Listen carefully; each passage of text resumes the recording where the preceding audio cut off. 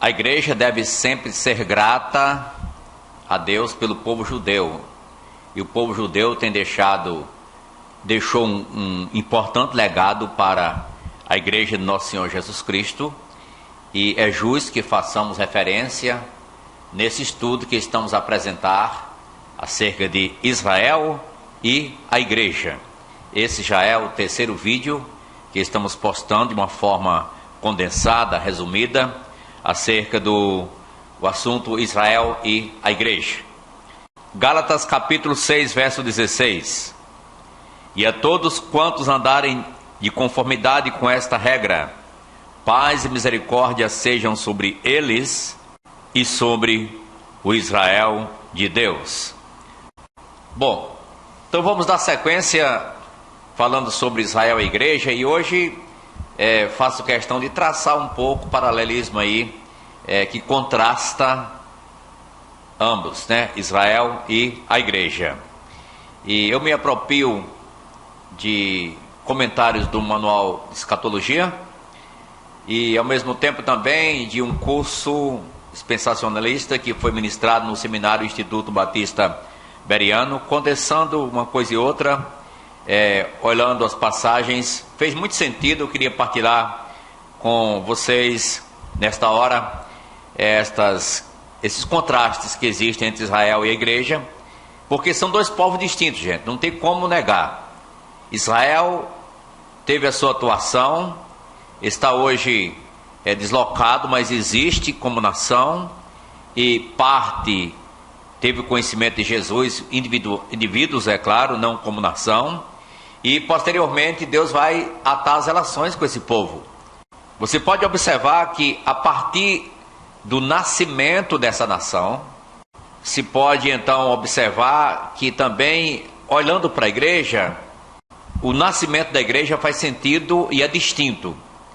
Através do nascimento físico, as pessoas que formam a nação judaica tornaram-se filhos de Abraão através do nascimento físico, são judeus, são parte desse povo, e trazendo essa realidade para a igreja, a gente pode lembrar as palavras do Senhor Jesus quando relata: se alguém não nascer de novo, não pode ver o reino de Deus. Então, no tocante aos judeus, há um relacionamento físico que traz um relacionamento. No que se refere à igreja, há um nascimento espiritual que traz também um relacionamento. João 3, verso 3 e 5, deixa muito claro. E o verso 7, não te admire eu te dizer, importa-vos nascer de novo. Realidades para o período novo testamentário. Em um segundo lugar, tem uma outra diferença entre Israel e a igreja, através da nacionalidade. A nação de Israel. Israel é uma das nações do mundo, gente. Mesmo que esteve deslocado sem a sua pátria por quase 2.000 anos, 1.900 anos, mas é fato histórico que Israel passou a se reorganizar desde 1948 como oficialmente nação, não significando que não estava já pessoas voltando para sua terra antes, mas como nação, a porta se abriu em 1948, dia 14 de maio, uma data memorável para aquela nação, e o mundo deve ter uma boa noção disso. A igreja não pode esquecer isso também. Então, Israel é uma nação de entre as nações. Bom, e a igreja? A igreja, ela é composta de todas as nações, isto é, tem representação de todas as nações para a igreja. Judeus, gentios, grego, bárbaro, todos podem fazer parte da igreja, sem distinção de classe social, sexo ou dignidade. Portanto, a igreja do Senhor Jesus é um corpo misto e até místico também, no sentido de misterioso, que era um mistério que os próprios anjos anelavam a perscrutar acerca da igreja de nosso Senhor Jesus. Em um terceiro caso, se pode ver então historicamente como é que Israel se comportava, a nação era regida por leis, isto é, a lei de Moisés foi outorgada e era a regra para dirimir exatamente aquele povo, aquela nação. Enquanto que no tocante à igreja se pode constatar que ela é regida pela graça de Deus. Está em Efésios capítulo 2, verso 8, porque pela graça sois salvos mediante a fé, isso não vem de vós, é dom de Deus. Então, a gente vive pela graça mediante a fé em nosso Senhor Jesus. Somos salvos pela graça e vivemos pela graça de Deus. Isso aí é o que é apresentado. E já Paulo aos Romanos, escrevendo aos Romanos, São Paulo disse em capítulo 11, verso 6: e se é pela graça, já não é pelas obras, do contrário, a graça já não é graça. Lembrando também, em um quarto caso, que no Antigo Testamento, a nação de Israel, ela tinha um sacerdócio, ela tinha os sacerdotes, tinha o sistema sacrificial, tinha o sumo sacerdote que ministrava o sacrifício, o sacerdote ministrava o sacrifício, o sumo sacerdote entrava uma vez por ano no Santo dos Santos para ministrar. Então, a nação de Israel lá tinha um sacerdócio. No que concerne à igreja, vale salientar que a igreja, ela não tem um sacerdócio, não tem sacerdotes, mas a igreja em si, ela é constituída um sacerdócio. Isso está na carta Petrina, e eu faço questão de ler o capítulo 2 da carta de São Pedro, verso de número 5, primeira carta de Pedro 2, 5. Também vós mesmos, como pedras que vivem, sois edificados casa espiritual, para ser de sacerdócio santo, a fim de oferecerdes sacrifícios espirituais agradáveis a Deus, por intermédio de Jesus Cristo. 1 Pedro capítulo 2, verso de número 5. Então, a gente lembra então que a nação de Israel era constituída de sacerdotes, enquanto que a igreja, ela é um sacerdócio. É um privilégio muito glorioso, gente. Temos acesso amplo e franco à presença de Deus, por isso o autor sagrado disse: tende, pois, irmãos, intrepidez ou ousadia para entrar no Santo dos Santos pelo sangue de Jesus, pelo novo e vivo caminho que Ele nos consagrou, isto é, pela sua morte. Hebreus capítulo número 10, a partir do verso de número 19.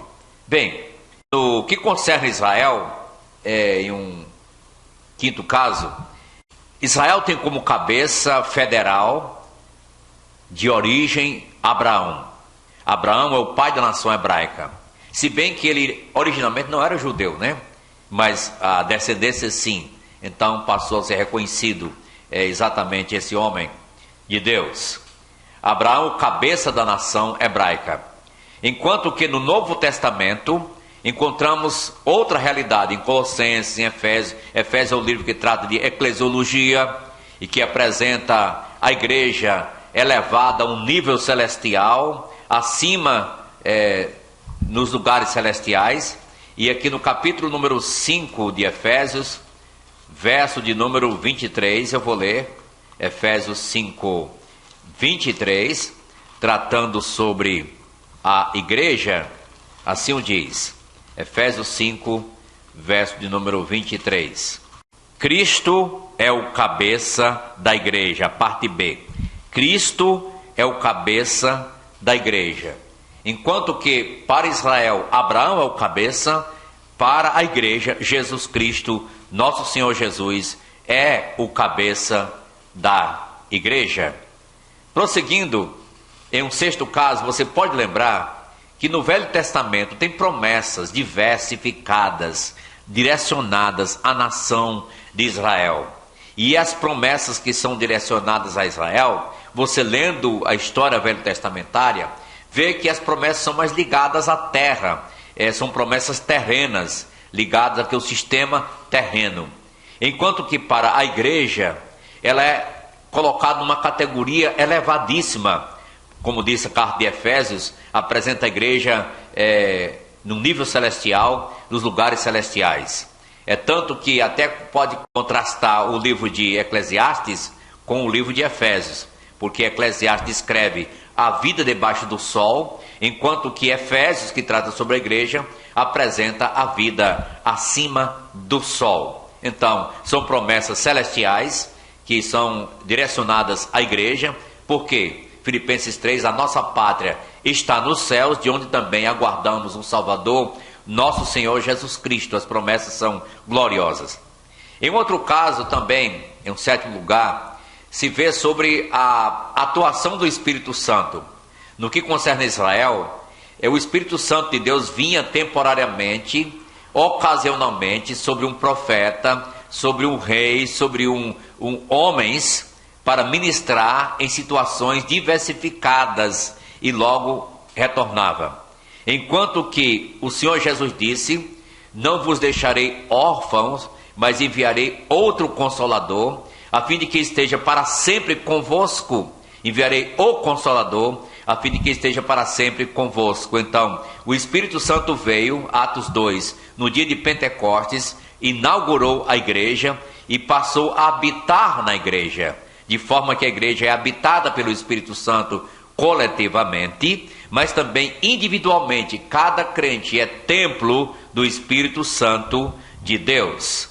Portanto, essa realidade do Espírito Santo faz a diferença, como ele agia no Velho Testamento e como age no Novo Testamento. Ele é permanente na igreja e individualmente ele habita em cada crente. Cada um crente é o recipiente e templo do Espírito Santo, conforme Efésios 6, verso de número 19.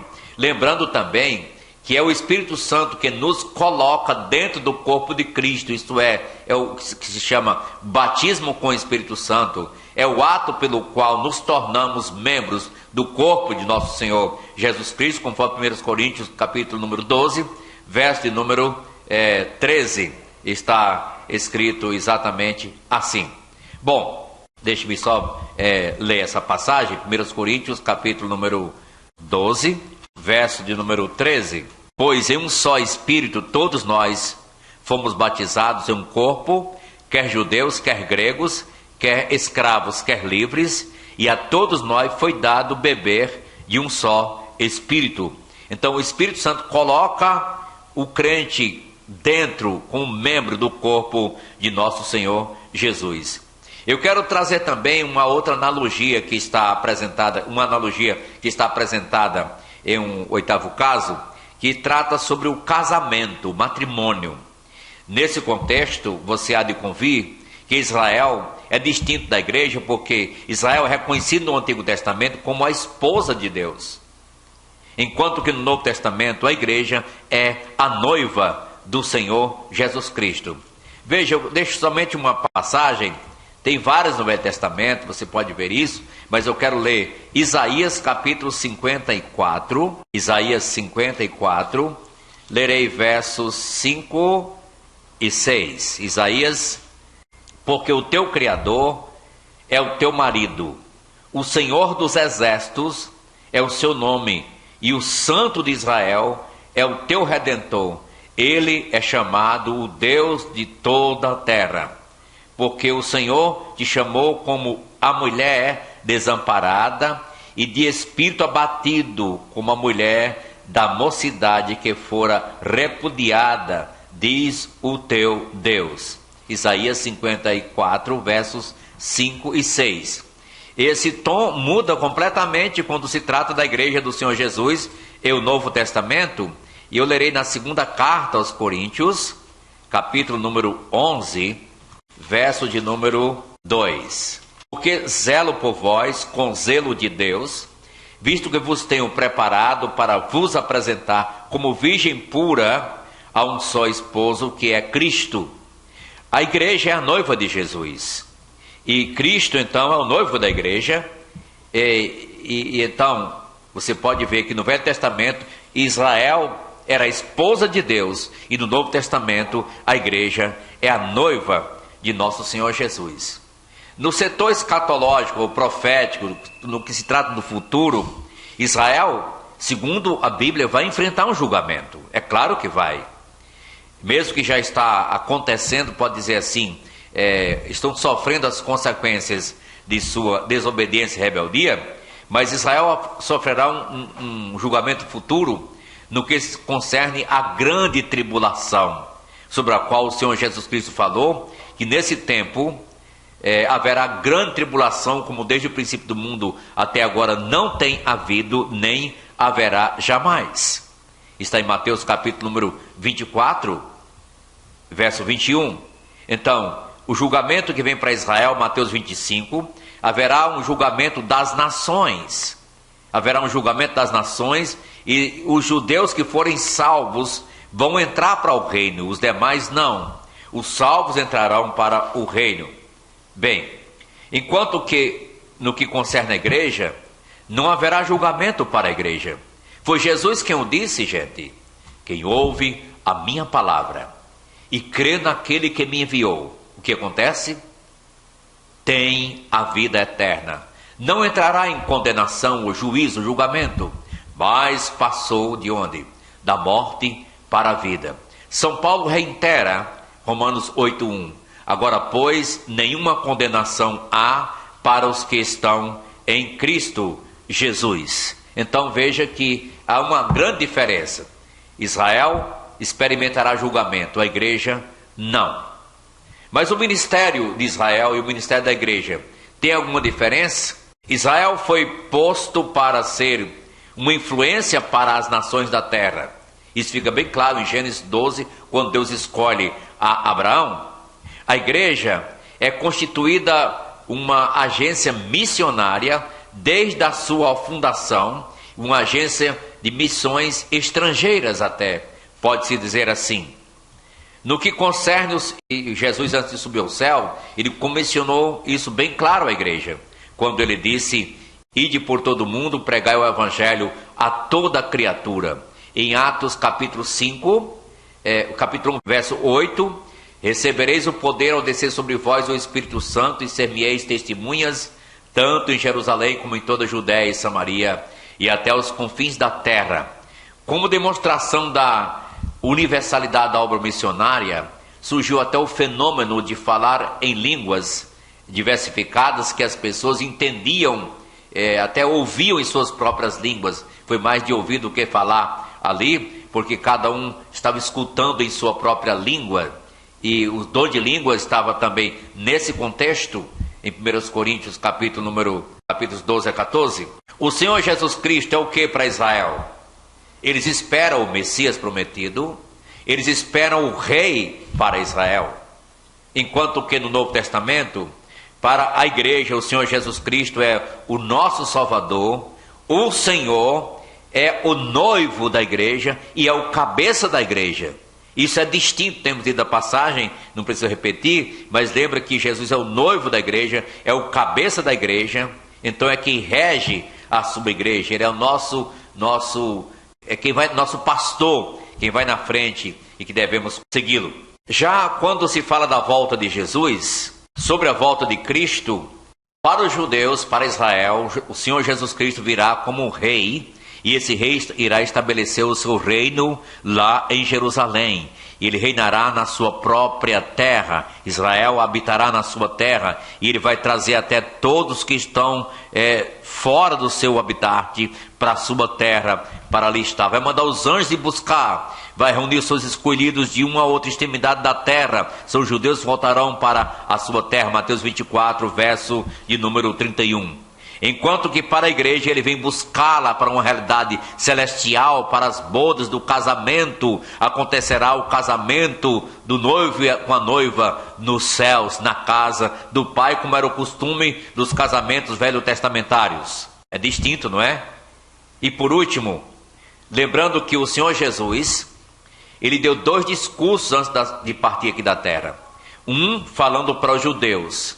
Ele falou sobre Jerusalém, que mata os profetas e apedreja os que foram enviados, que como ele quis juntar os seus filhos, como uma galinha junta os seus pintinhos debaixo de suas asas, mas eles não quiseram. Vossa casa ficará deserta, disse Jesus. enquanto que ele prossegue mostrando que no sermão profético Mateus 24, que trata para Israel, ele vai vir e vai juntar os escolhidos de uma outra extremidade dos céus, ele vai mandar os seus anjos para juntar todos os judeus em sua terra para estabelecer o reino, enquanto que ele fala também para a igreja antes de partir, em um cenáculo, em uma sala lá em Jerusalém, na noite anterior à sua morte, ele falou abertamente, falou da sua vinda. Não se turbe o vosso coração. Creiam em Deus, creiam em mim. Há muitas moradas na casa de meu pai. Eu vou preparar lugar para vocês. E eu vou voltar para receber vocês para mim mesmo, para que onde eu estou estejais vós também. Aí uma forma embrionária do arrebatamento da igreja, que foi essa doutrina desenvolvida pelo apóstolo São Paulo. Posteriormente nas cartas, 1 Tessalonicenses, 1 Coríntios, ficou bem claro isso. Bem, eu gostaria então de chamar você a pensar um pouco sobre essa realidade. Pense um pouco sobre essa realidade. Primeiro, você já nasceu de novo? Se não nascer de novo, não pode ver o reino de Deus. Qual é a sua verdadeira cidadania? Qual é a sua pátria? Qual é o princípio que rege a sua vida? É a lei ou a graça de Deus, a misericórdia de Deus? Você desfruta do privilégio de um sacerdócio em sua vida, que a igreja é constituída desse sacerdócio, estás desfrutando desse privilégio? O que é que está dominando as suas decisões? O que está dirimindo você tomar as decisões? Cristo é o nosso cabeça. Temos que estar submissos, subjugados à sua regência, aos seus pensamentos, em nossas decisões diversas nas nossas vidas, mas sobretudo no que concerne à eternidade. As promessas de Deus são relevantes para você ou elas não fazem mais sentido para ti? Quais são as evidências de que o Espírito Santo habita em teu coração, em tua vida? Tens demonstrado fruto digno disso? Olha, a igreja é a noiva de Jesus Cristo. Como está o seu relacionamento com o noivo? Como está o seu relacionamento com os irmãos?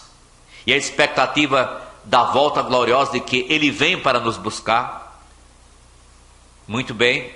A certeza do cumprimento das promessas de Deus tem motivado a você melhorar na sua vida ou vivenciar uma vida relaxada? Lembra, não haverá mais condenação para os que estão em Cristo. A igreja está segura e Ele vem buscá-la, mas iremos prestar conta com Ele lá na eternidade. Jesus Cristo já é o seu Salvador, já é o teu Senhor, senão estás pior do que aqueles judeus que rejeitaram a nosso Senhor Jesus Cristo como Salvador em suas vidas. A promessa da volta de nosso Senhor Jesus Cristo para nos levar para si faz sentido para você? Ou essa doutrina não tem mais lugar em seu coração? A igreja primitiva vivia na expectativa gloriosa da volta de Jesus a qualquer momento, ao ponto da igreja apostólica poder dizer: Maranata, vem Senhor Jesus. Reflita nesse assunto, Israel, a igreja, e veja onde você está se colocando, onde te cabe. Jesus chama e quer que você faça parte deste pedaço para uma nova realidade em tua vida e em teu coração. Amém? Muito obrigado pela sintonia de estar nos acompanhando nesta oportunidade no estudo Israel e a Igreja, parte número 3.